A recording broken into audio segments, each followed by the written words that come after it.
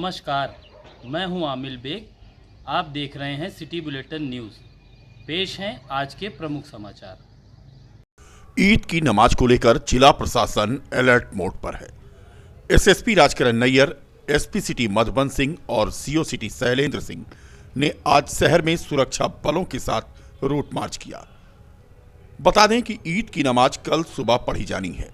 इसको लेकर बम स्क्वाड और डॉग स्क्वाड दस्ते ने सिविल लाइन ईदगाह का निरीक्षण किया। सिटी सर्किल में 3 जोन और 10 सेक्टर बनाए गए हैं। मजिस्ट्रेट और पुलिस अधिकारियों की तैनाती की गई है। सिविल लाइन में डायवर्जन कल रहेगा। पवित्र माह रमजान के बाद आने वाली ईद को लेकर आज तैयारियां दिन भर चलती रहीं।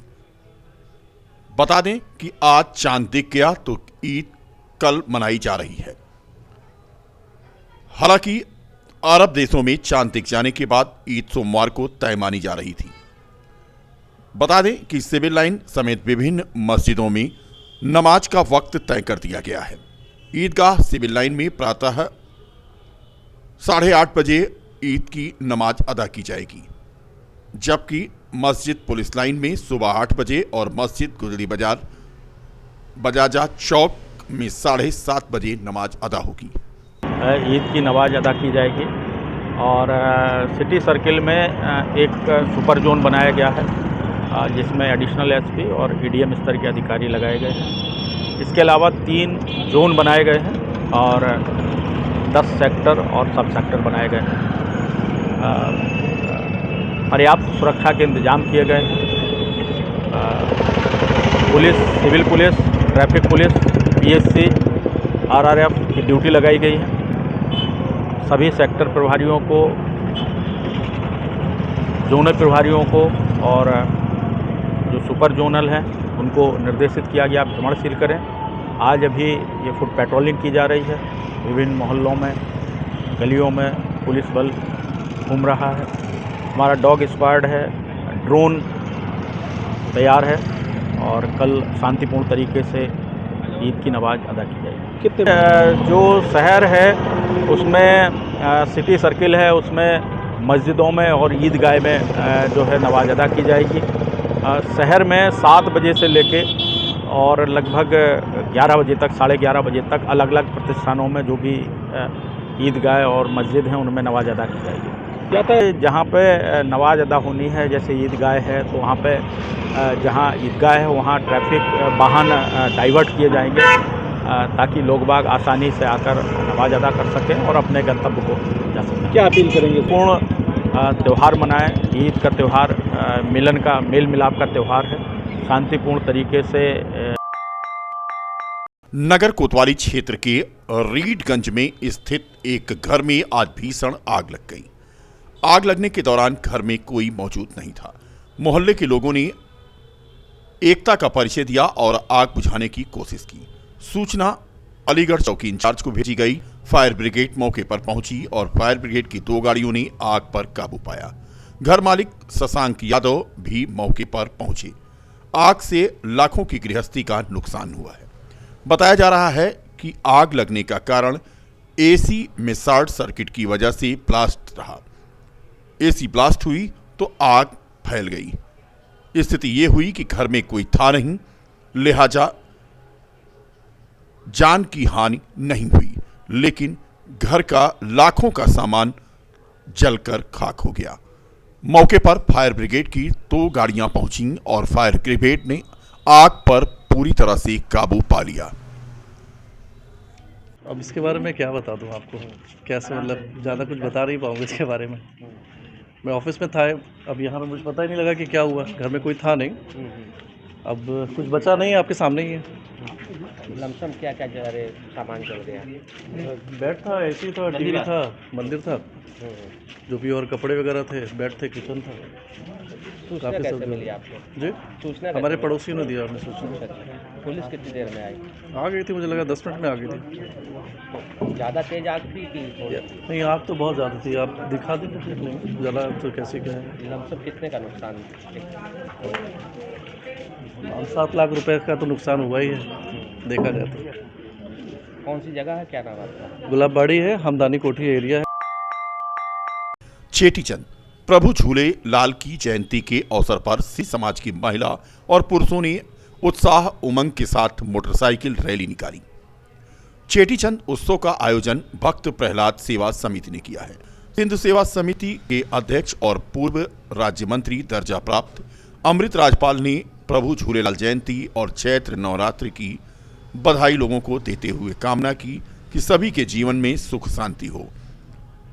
बता दें कि ये मोटरसाइकिल रैली जो आज निकाली गई थी, उसमें सिंधी समाज के लोगों का उत्साह देखने को बन रहा था।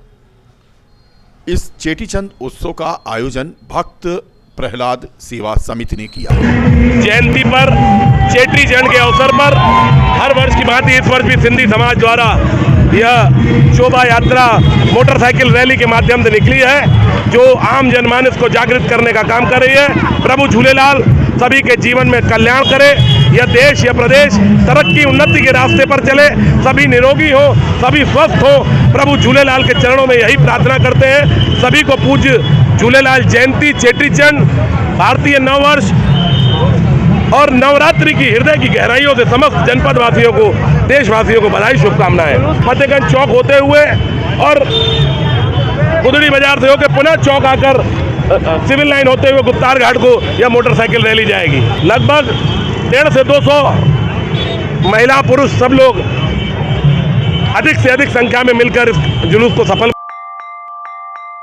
बीकापुर क्षेत्र के कोछा बाजार गांव में स्थित कबीर मानव सेवा आश्रम के तत्वावधान में रविवार को सदगुर कबीर सत्संग समारोह का आयोजन हुआ। सत्संग समारोह में इलाहाबाद तथा अयोध्या और गुजरात के संतों ने संत कबीर के वचनों को उनके अनुयायियों के बीच साझा करते हुए प्रेम, सद्भाव, सौहार्द तथा दया का संदेश दिया। गुजरात के संत विवेक साहब, प्रयागराज से सत्यानंद त्यागी और अयोध्या से धर्म प्रकाश साहब ने उपस्थित कबीर पंथियों को संत कबीर के द्वारा बताए गए मार्ग पर चलने का आह्वान किया। कार्यक्रम की मेजबानी आश्रम के संत ग्वालदास तथा संत सरल साहब द्वारा किया गया। कार्यक्रम का संयोजन डॉक्टर संत राम योगाचार्य ने किया। इस वर्ष भी नगरी अयोध्या में गंगा जमुनी तहजीब देखने को फिर मिली।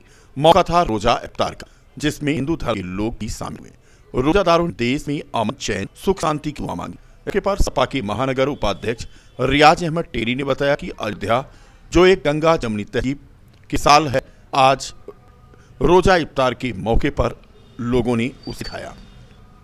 उन्होंने कहा कि अल्लाह ताला से हिंदुस्तान की सरजमी के साथ अयोध्या की सरजमी को किसी भी आफत से महफूज रखने की दुआएं मांगी गईं। इस मौके पर पूर्व राज्य मंत्री तेज नारायण पांडे, पवन जिलाध्यक्ष नाथ के अलावा अन्य लोग मौजूद रहे। हर साल की तरह इस साल भी शहर अयोध्या में, जो कि गंगा जमुनी तहजीब की सरजमी कही जाती है, इसकी एक मिसाल सभी लोगों ने शिरकत करके दे दी। हम इस मुबारक मौके पर आए हुए सभी मेहमानों का दिल की गहराइयों से खैर मकदम करते हैं, इस्तकबाल करते हैं और यहाँ पर आए हुए आप तमामी मीडिया कर्मियों का भी हम दिली मुबारकबाद देते हैं। और आगामी आने वाली ईद के मुबारक मौके पर भी हम यही दुआ करेंगे कि अल्लाह ताला हिंदुस्तान की सरजमी के साथ साथ अयोध्या की सरजमी को सभी आफत बलाओं से महफूज रखे। हर साल की तरह इस साल है, इसी तरह से रहता है। सभी के दुआओं का तलबगार हूँ और लोग दुआ आकर देते हैं। इसके लिए मज़दारों के लिए यही मैसेज है कि इसी तरह से रामनगरी में नवरात्रि आस्था का सैलाब उमड़ा। श्रद्धालु भगवान श्री राम की कुलदेवी बड़ी देवकाली और माता सीता की कुलदेवी छोटी देवकाली मंदिर में दर्शन पूजन करने के लिए उमड़े। बता दें कि शहर के अन्य मंदिरों, जिसमें गणेश नगर मकबरा में स्थित माता शीतला धाम में सुबह से ही दर्शन पूजन का सिलसिला शुरू हो गया। नवरात्रि के प्रथम दिन मां शैलपुत्री के स्वरूप का आज दर्शन पूजन हो रहा है। नवरात्रि के पहले दिन रामनगरी में माता के जयकारे गूंजते रहे। विभिन्न मंदिरों में आज भक्तों की लंबी लंबी कतार देखने को मिली। उधर अयोध्या में राम नवमी का मेला भी आज से प्रारंभ हो गया है। अयोध्या में रामनवमी के अवसर पर आने वाले श्रद्धालुओं को कोई परेशानी न हो, इसके लिए व्यापक तैयारियां की गई हैं।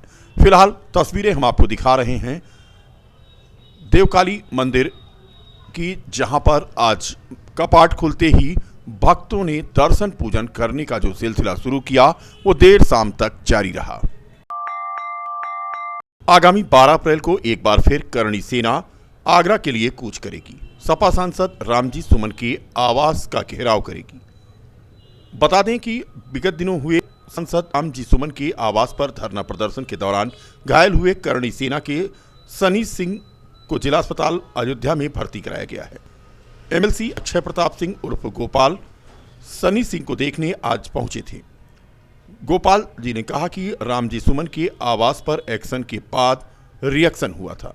धरना प्रदर्शन के दौरान करणी सेना पर पत्थरबाजी की गई थी। होगा संघर्ष बहुत भीषण होगा। हमारे महाराणा प्रताप के सम्मान के लिए हम लोग तैयार हैं।